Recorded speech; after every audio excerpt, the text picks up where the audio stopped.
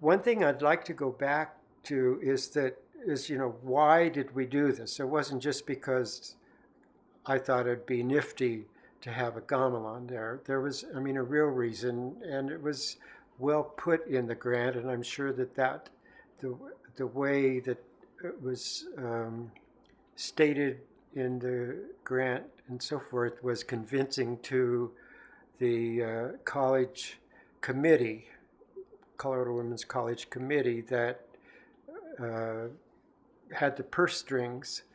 There was, uh, well, Nabil Hanna, if he wrote the document, did a great job. And what is expressed in that is that the major purpose for having this gamelan at Colorado Women's College was, and by the way, there was no gamelan probably between LA and maybe even Chicago at that time. So it was unique uh, here in the West. And the, the, the main reason behind it, and what is so not astounding, but so makes me so thankful, is that the gamelan, as it has continued from the time that it was Colorado Women's College, it has carried out really to the letter of what the reason for all of this was about. And that is that the purpose was to make this a means of, in the broadest sense, community, bringing people together. And the idea is that, as we all know, from the family up,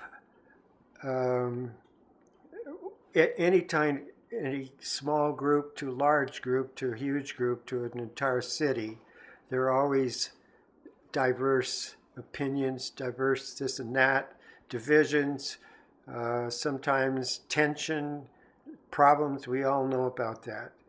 And it's been learned through the ages that music and dance and the arts can help bring these groups together, these diverse groups, bring them together.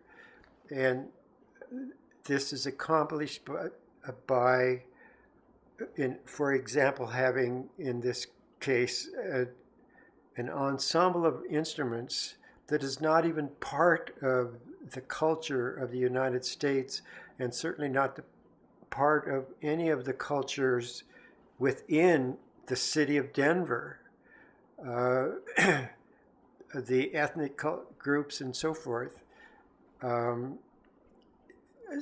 So if this group is giving a concert someplace, and very often, and it was intended that the concert would be not just, we're going to go play and then leave. We're going to talk about these instruments because they're different. Nobody's seen them before, other than, of course, we have movies today and television and so forth. But even in the 70s, they were not as well known by any means as they are today to the general public. So bringing people of different ethnicities, different cultures together to a performance of this ensemble, first of all, brings them together.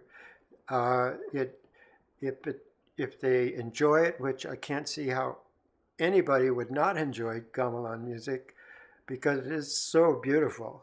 I mean, just the sounds themselves, whether you have any idea what's going on in the music, just the sounds themselves are gorgeous.